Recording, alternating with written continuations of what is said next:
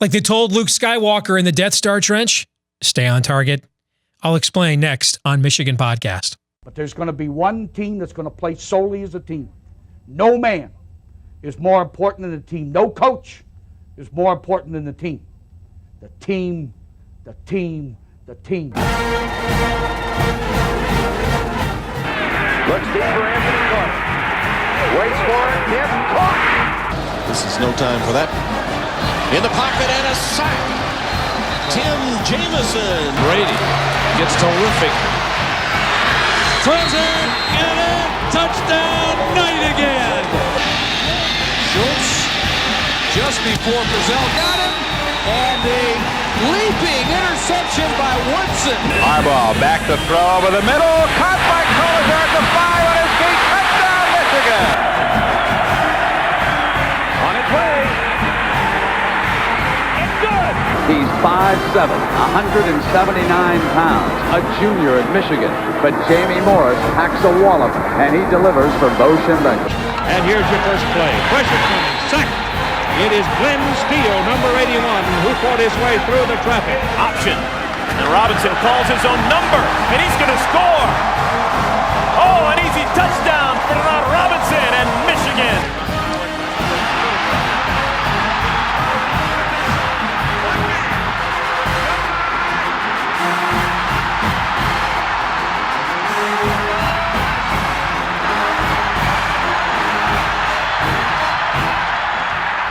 Win it.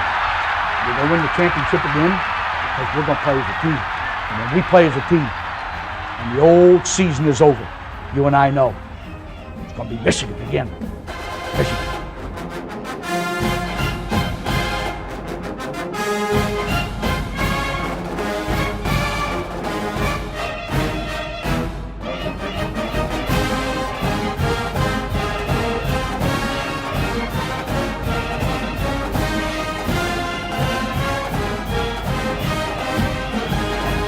Go Blue, I'm Steve Deace. Welcome to this week's edition of Michigan Podcast.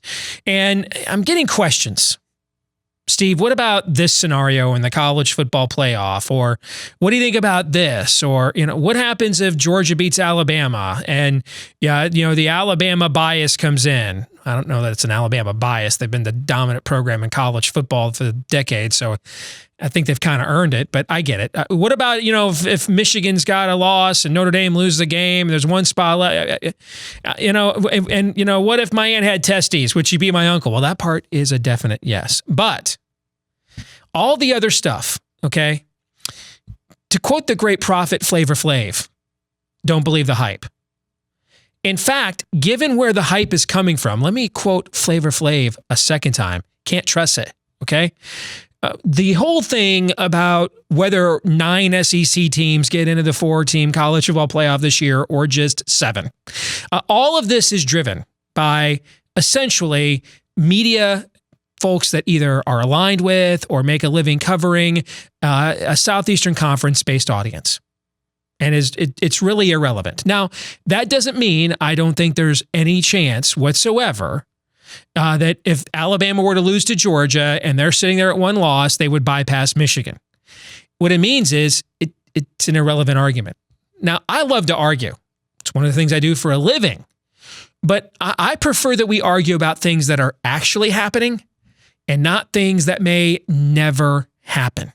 All right, life is too short. As I get older, I want to argue less, or I want to argue about less things, but the things I do want to argue about, I want to argue about them a little ornery. Maybe that's how it changes when you start getting older.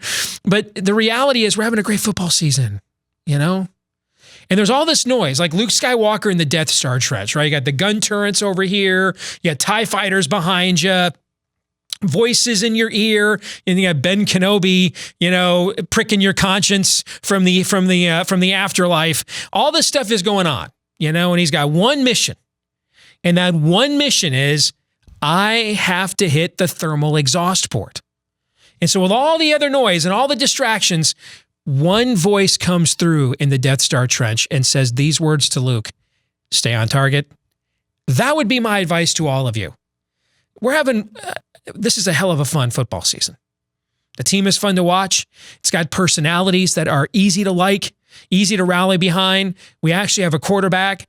Ornery Jimmy is back, calling timeouts to take, instant replay, to take catches off the board, to preserve shutouts, right? I mean, it's like what we're watching this year is a massive market correction.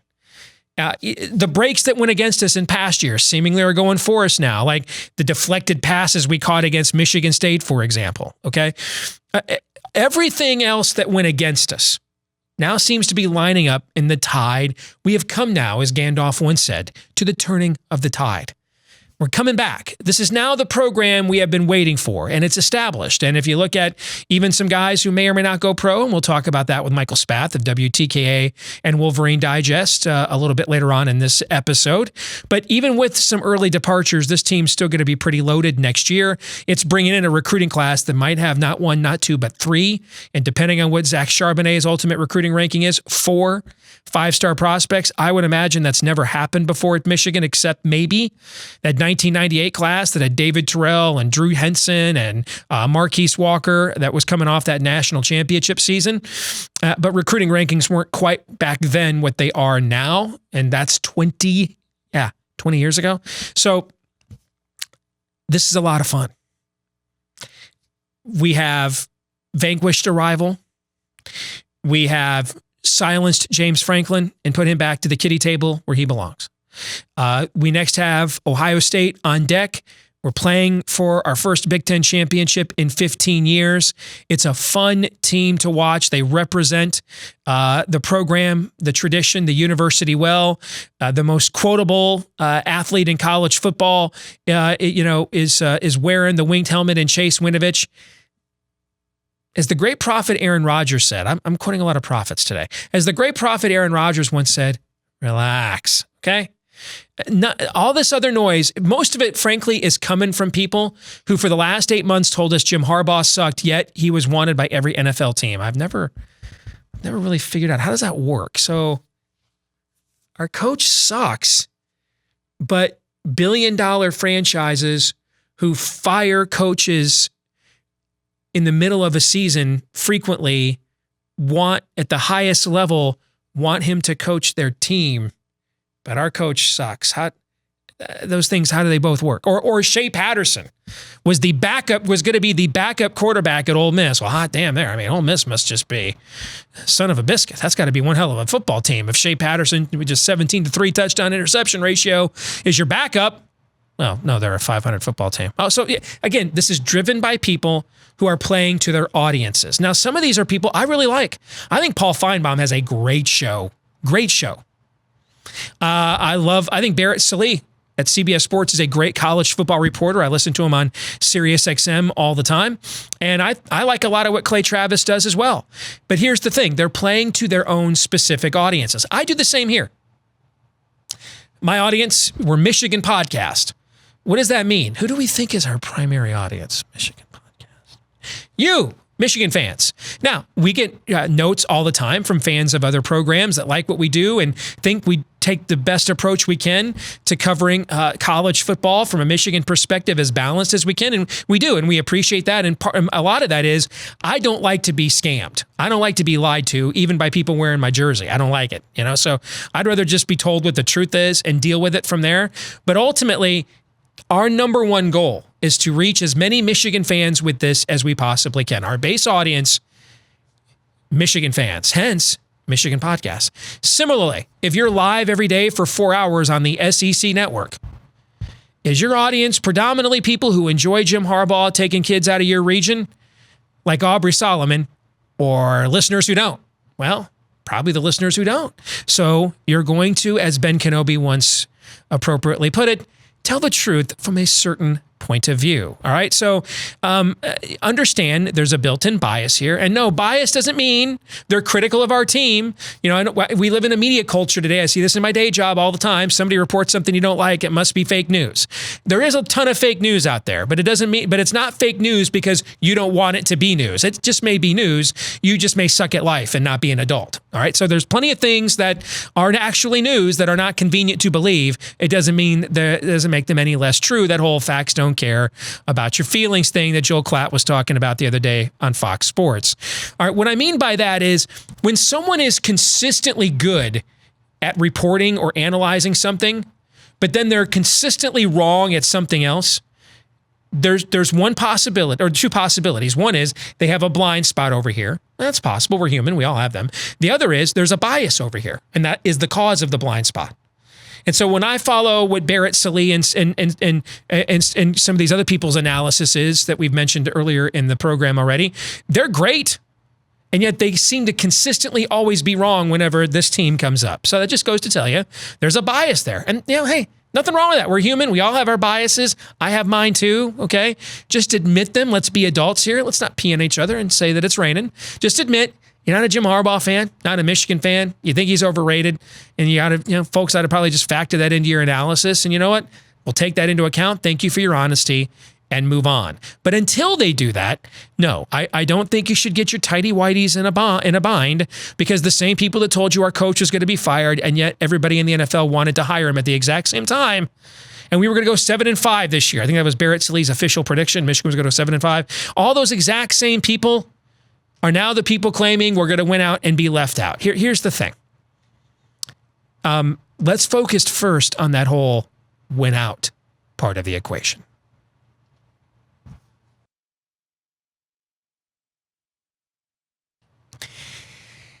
Wanted to take a couple of seconds here on Michigan Podcast and say thank you. We are approaching 100 supporters on our Patreon page that has seen some good, steady growth this football season. And that really helps us to have the resources we need to produce this episode for you each and every week here on YouTube and iTunes, Stitcher, Google Play, etc. And so many of you that are watching us right now are kind to put in the $5 a month that we ask you for if you like what we do here. And we just wanted to take a moment and say thank you and remind you that if you're not yet a Patreon supporter of Michigan Podcast, here's just a look as Aaron scrolls up and down the page. These are all content items that we give exclusively to our supporters. And we do this, that's the stuff we do during the year. By the way, my college football picks this year against the spread are well over 20 games over 500 against the number this year. And then we do a lot of neat little features in the off season. We'll keep this up during basketball as well. One of our best viewers sent me a note the other day, said, man, I'm hearing from so many people that want to make sure you guys are to keep doing this during basketball season. We did last year. We're going to do that this year too. So we just wanted to say thank you to all of you supporting us at patreon.com/Michigan Podcast. And if you wish to support us as well, we want to say thank you in advance, and go Blue.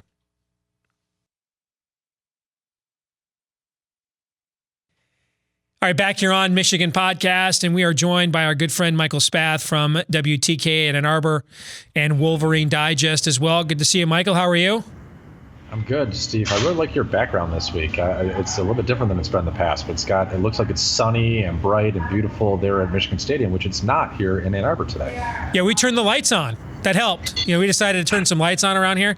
Hey, you're on location. What's we got some background music. I like that. What is that? It's some Moroccan music, I think. I'm at an Italian restaurant. Our friend Silvio's, who have been great friends of Inside the Huddle.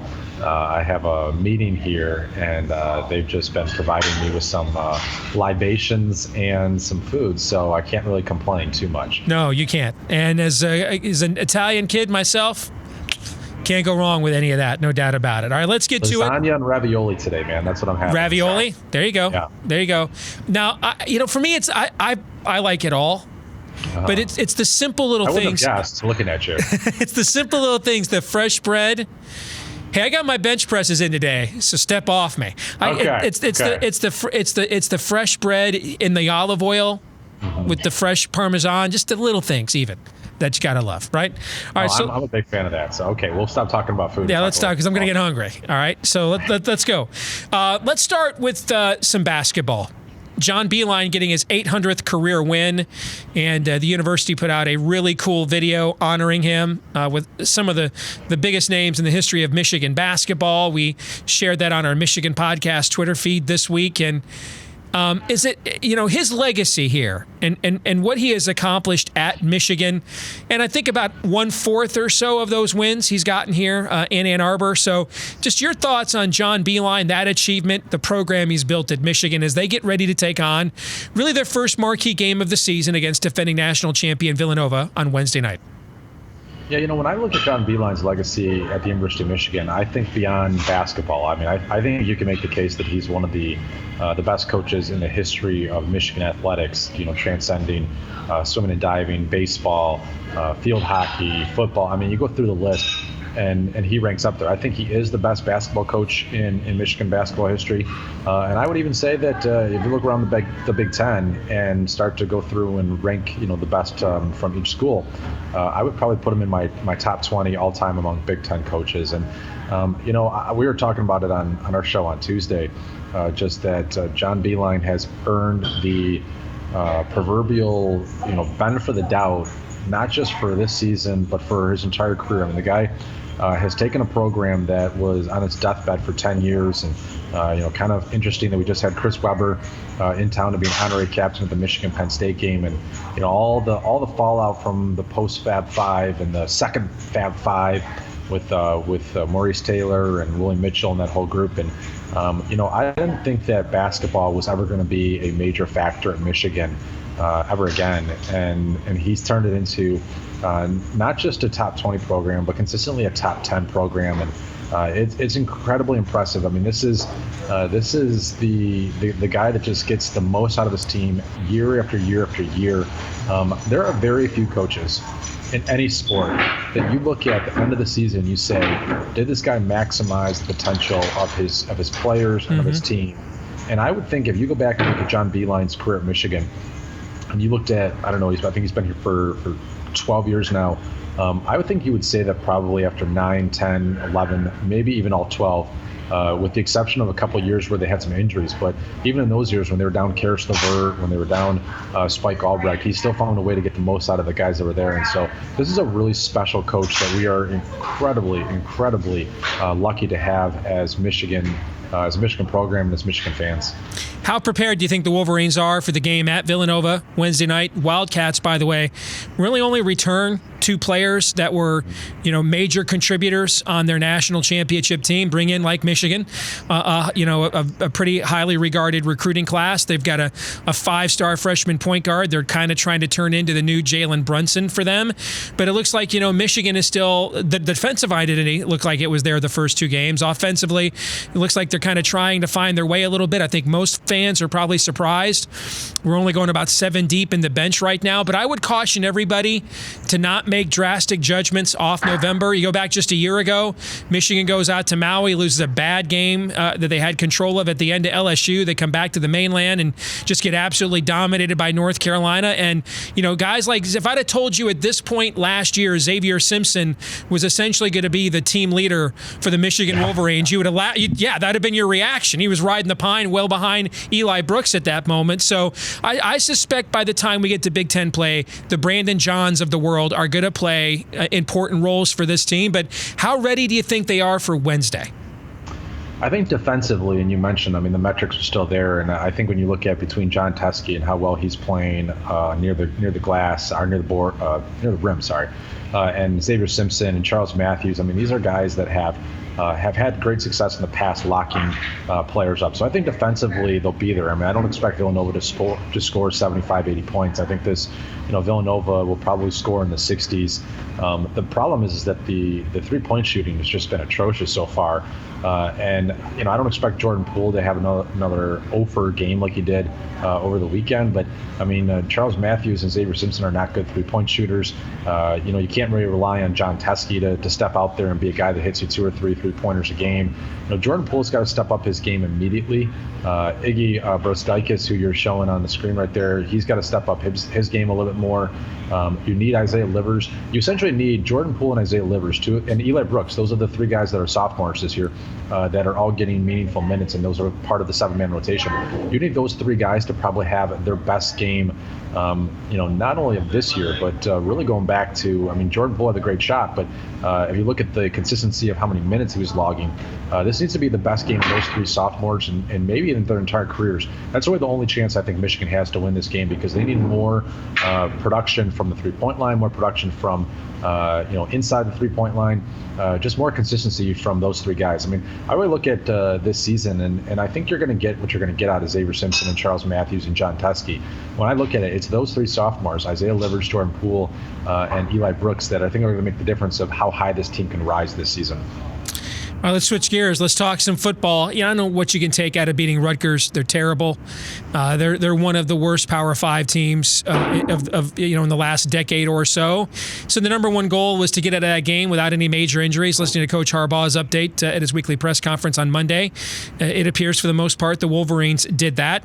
So this game against Indiana this week, and the Hoosiers have played us pretty tough the last few years, including the last couple of years against Jim Harbaugh. And you had the double overtime or triple overtime game there in 2015. You had the snowstorm game in 2016 where Devion Smith essentially carried Michigan to victory with Wilton Spade out.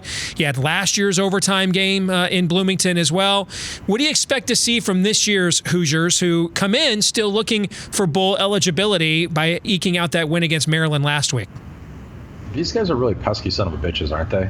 I mean, they just don't seem. It's like that. They're like that mosquito at the party that somehow gets inside the house, and you're just spending all the time like constantly swatting away, and eventually you smack it and you kill it. But for 2 hours or 2.5 hours, it just drives you up a wall. And thankfully, if you look at it, I mean, I saw this get tweeted out earlier by Drew Hallett and said that if you're 50 years old, that you've only seen Indiana beat Michigan once in your entire lifetime, and which is incredible. The other thing is, if you're 50 years old and you're an Indiana fan, you've only seen Indiana. We've never seen Indiana win 9 games in a season. So this is the definition of a middling program that just kind of puts a scare in everybody, but can never put themselves over the top.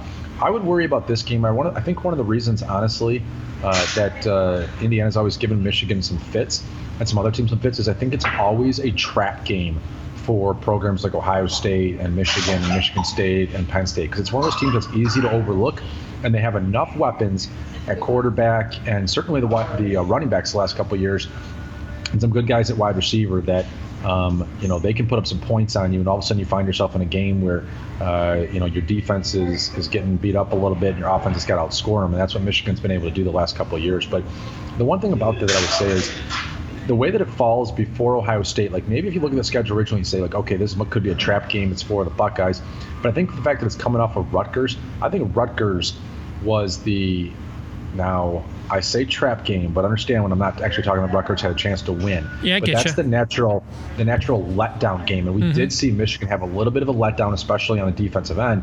But it's not a trap game because you can't lose to Rutgers. You just can't. If the roles were reversed and Indiana was last weekend and Rutgers was this weekend, I would have been seriously concerned coming off that big 3 stretch where Michigan beat Wisconsin, Michigan State, and Penn State. Yep. But because they got it out of the way with Rutgers, and because I was talking to a friend of mine, and he said, do you think we'll see, what do you expect this weekend? I said, well, look, when Don Brown, before that Penn State game, talked a lot about how pissed off he was because his defense got shredded by the Nittany Lions a year ago.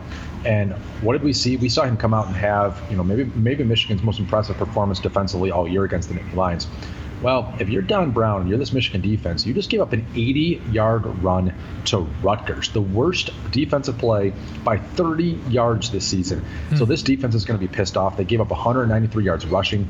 So I think that's a perfect place for this Michigan defense to be in, because they're going to be locked in for this game against Indiana to shut down Peyton Ramsey and these guys and get out of here with a big victory. And then the offense is a little bit different. I was talking to my friend and I said, look, when you want a defense pissed off, you don't want an offense pissed off, because that gets in the way of some of that mental acuity you need to have to make some execution. But this offense right now is playing confident with its passing game. Showing that on film against Rutgers, Indiana's going to have to play, maybe a little bit differently. Maybe they play 8 guys in the box and say, hey, beat us again, just like Rutgers did. And if they do, then Shea Patterson can take advantage. But I look at this one as, I honestly think this is going to be a comfortable win, and in some ways it's going to be more comfortable than last week's game against Rutgers. I just think Michigan will look better from start to finish than they did a week ago. I think last week they really needed to, middle that second quarter to turn it on. I think this week they'll be locked in from the very beginning. You also have to consider that if you're a senior or a junior on this team, all you know against Indiana is near-death experiences because they have pushed Michigan to the brink every year that you've played them. They should have Michigan's attention because they have, as you put it, given Michigan fits. So here's a fun question. Other than the seniors like Chase Winovich, who are the guys you think we're going to see come out of that tunnel and touch the banner for the last times in their careers? We know Rashawn Gary, obviously, is an obvious one, right? All right, so I'm going to give you a name. You tell me buy, sell, or hold. Buy, they're leaving, or buy, they're staying. Sell, they're leaving. Hold, you're not sure yet. Okay? You ready to go? Yep. All right, David Long. I'm probably selling. I think David Long is having such an impressive football season, and you look at the numbers that Pro Football Focus puts up every week where he's leading the country in yards per, I think, thrown at him, and the completion percentage thrown at him is minuscule. The pass efficiency rating is almost non-existent. He's got prototypical size. I mean, Lavert Hill's a little bit shorter. Lavert Hill, I think they list him at 5'11", but if you stand next to him, he's closer to 5'9", 5'10". David Long is closer to a legit 6 feet. He's got great speed. We saw him take off after the running back for Rutgers last week. I think David Long, if he's being honest with himself and he looks at it and says, I'm probably a second-round pick right now, and you go to a combine, you really surprise some people, you could move up a little bit. But I think David Long is a sell that he's probably, if I was him, I'd probably go after this year, the way he's playing. Lavert Hill, sounds like you're buying that he's coming back. Yeah, I think so. I mean, he's not a prototypical NFL corner, and he's been really, really good. He started off the season, the first 4 or 5 games, he was not quite the Lavert Hill show, and Brandon Watson was stealing all of his thunder, and rightfully so with all of his success. But I think that Lavert Hill has been very good these last 5 or 6 games, and I think he's probably a hold. He could go. But again, just because he doesn't have great size, I think it makes sense for him to come back as a senior and really kind of be, try to be a Jordan Lewis type senior season where he just absolutely dominates everybody he goes up against and maybe gets some of those interceptions that Brandon Watson's gotten this year. Shea Patterson.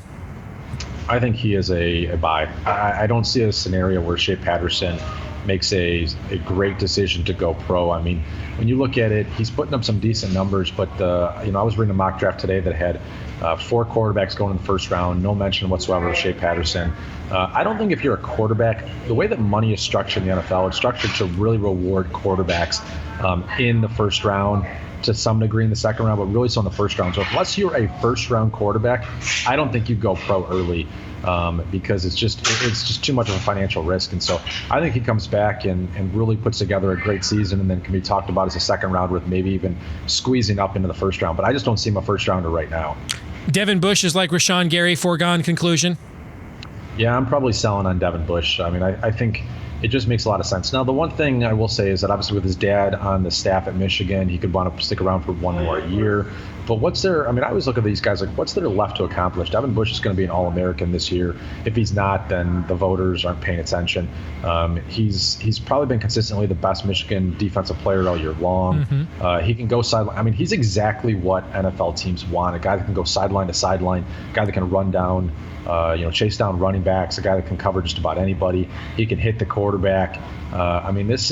He honestly, if he goes pro, I'd be shocked if he doesn't go in the first round because he is exactly what the NFL needs right now. All right, 2 more. Ben Bredesen.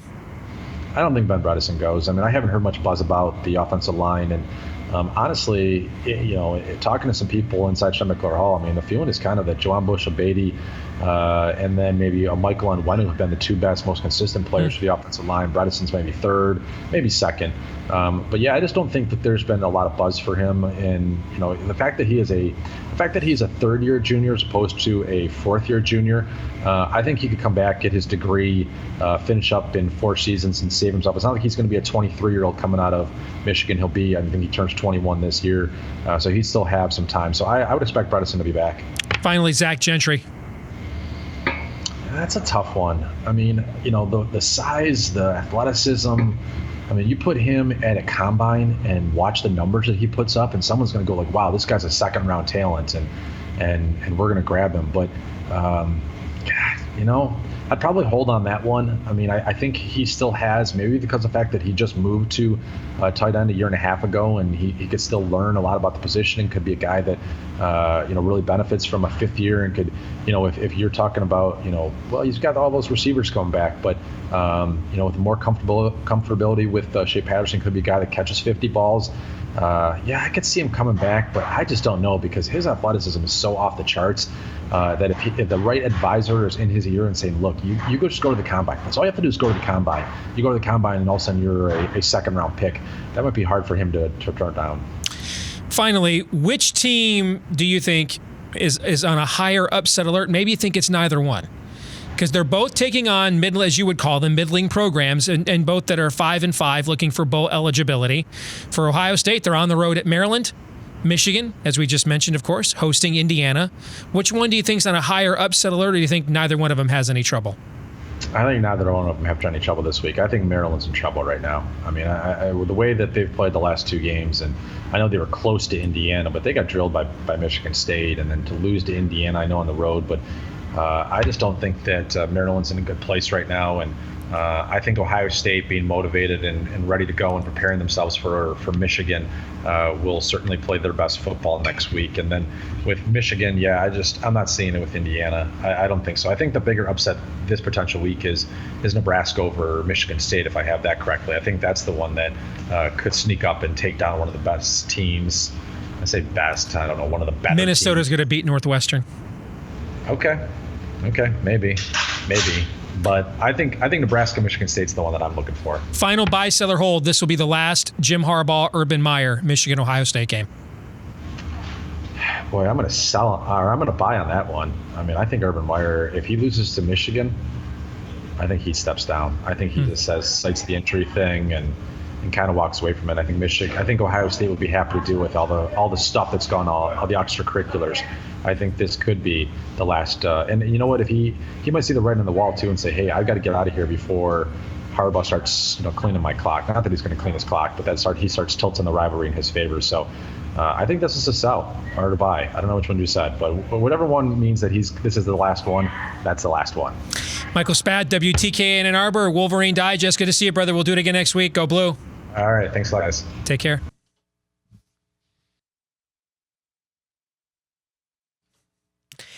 All right, back here on Michigan Podcast. Based on how I think this season's going to end, this is what I believe the postseason picture will be for the Big Ten. I do believe Michigan will win out from here and be in the college football playoff, likely in the Cotton Bowl against Alabama, but I don't think that's as much of a lock as people think. I could see a scenario where Michigan would move past Notre Dame because they have that 13th data point with a major conference championship. That sends the next best Big Ten team to the Rose Bowl. That would be Ohio State, which is hardly a terrible consolation prize. And then, the last few years, we had 3 or 4 teams in the New Year's Six. I think this year we're only going to have 2. Penn State, I think, finishes out winning out 9-3, goes to the Citrus Bowl. Michigan State at 7-5 to the Outback Bowl. Iowa at 8-4 to the Holiday Bowl. Wisconsin, I think, loses one more game. They go to the Tax Slayer Bowl. Purdue, I think, splits down the stretch here wins their final 2 games to get to the Pinstripe Bowl. Although I did this before the Louisville news came out, and so I could see that being a major distraction for Purdue here down the stretch, as long as Jeff Brom lets that speculation swirl without shutting it down. Northwestern, I think, will lose, as I said to Michael Spath earlier. I think they're going to lose at Minnesota, and I think that gets Minnesota to 6-6, which is a really good season for them, given the way it looked about a month ago. And then I think Northwestern loses to either Michigan or Ohio State in the Big Ten championship game and heads from there out to the San Francisco Bowl. So that's our latest projections of how we believe the postseason picture will look in the Big Ten. Our Twitter poll question this week, we asked you, as a Michigan fan, would you rather win the Big Ten with 2 losses and then win the Rose Bowl, or meaning that you'd be left out of the playoff, or win the Big Ten with 1 loss and lose decisively to Alabama in the college football playoff? And this was more me wondering how much of the new paradigm is set in. Well, with our Twitter following, pretty overwhelmingly, 81% of you said, I'd rather win the Big Ten with 1 loss, even if that means we get Spartied like Alabama did them in the college football playoff a couple of years ago. 19% of you said you'd rather win the Big Ten with 2 losses and go out and win the Rose Bowl. As one smart aleck said to me, Steve, you're basically asking your Twitter followers how many of you are under the age of 50. And yes, if you're that age, then you have the Rose Bowl probably in higher regard than our younger viewers who obviously would put the college football playoff in a more prominent position. And coming right off of that is our question of the week from Tony Stedry, who says, personally, I think your question is stupid. I would never want to lose any game decisively. Well, of course, I didn't ask you if you wanted to. I'm just saying if that were to happen. And he says, but this part I had a problem with. He says, having 2 losses means we shouldn't be in the Rose Bowl. Are we sure about that? 1969? 1980? 1982? 2003? 2004? Those are all Michigan teams, just off the top of my head, that I'm thinking of right now, that ended up going to the Rose Bowl, and they had 2 regular season losses. 1988, by the way, the 1969 team, Bo's first, pulled that massive historic upset against Ohio State. That 1980 team might have been Bo's best team. Finished number 4 in the country, started 1-2, and then won their next 8 in a row. 1982, that was Anthony Carter's last year. They went to the Rose Bowl that year. 1988, they started 0-2. Those last second losses to Notre Dame and Miami to open the year, and those 2 teams finished 1-2 in the country. And then they went on, upset USC in the Rose Bowl, finished number 4 in the country. 2003, that was our last outright Big Ten championship. 2004, that was our last share of a Big Ten championship. I mean, those are some of the great Michigan teams that we remember fondly of the most recent era here, and they all had 2 losses. So I don't know, Tony, I think you might want to reconsider that position. Want to thank our friends at Detroit Sports Podcast for helping to get the word out about what we do here at Michigan Podcast each week. Don't forget, you can follow our analysis all week long, 2 places, WolverineDigest.com. That's WolverineDigest.com, and on Twitter at Michigan Podcast, all one word, at Michigan Podcast. If you have time today, please give us a like on YouTube, subscribe to our channel, do the same on iTunes and Stitcher and Google Play. And if you have time to leave us one of those 5-star reviews for the podcast version, we would appreciate that as well. It's the last time we're going to watch our beloved Michigan Wolverines come out of the tunnel to the victors at the Big House until August 31st of next year. So enjoy it. Michigan against Indiana before the game. Until next week, go Blue.